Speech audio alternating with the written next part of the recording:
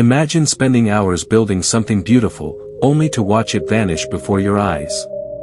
Most people would give up. Most people would walk away. But not Hiro. Every single day, he built again.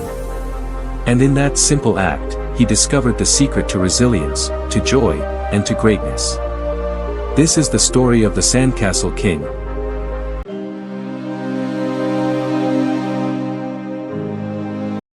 On the golden shore of a quiet village, there was a little boy named Hiro. Every morning, before the fishermen set sail and before the vendors opened their stalls, Hiro would run barefoot to the beach with nothing but a wooden bucket and his small shovel.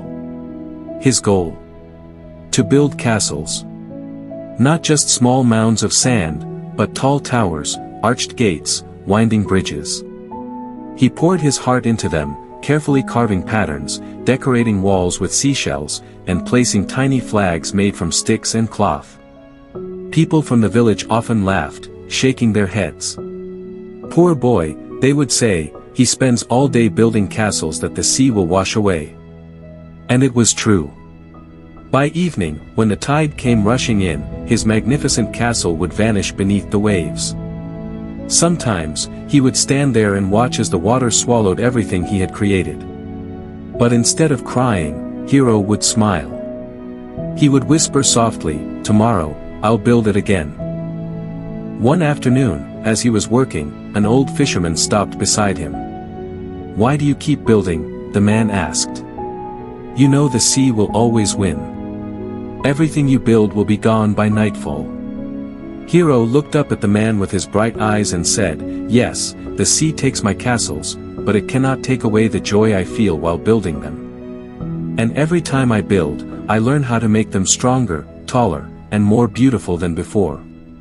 The fisherman paused, surprised by the boy's wisdom. Days turned into weeks. The boy kept building. His castles became more creative, more detailed. Children from the village started joining him. They copied his designs, adding their own touches. Soon, what had started as one boy's game became a beach filled with castles. The laughter of children echoed across the shore. But one evening, a storm hit. The tide came in fiercer than ever before, and within minutes, every single castle was gone. The children stood in silence, some crying at the loss of their hard work. But Hiro, the Sandcastle King, only smiled and said, "Don't be sad. The sea didn't destroy our castles, it gave us space to dream again. Tomorrow, we'll build something even greater." His words lit a spark.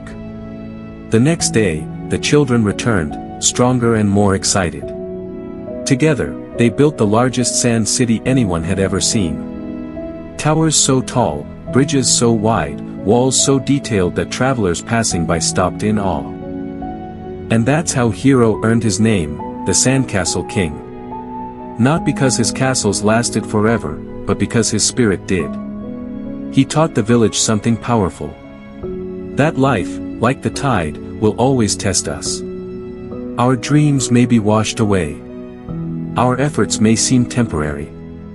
But true strength isn't in what lasts, it's in what we continue to create, even after failure.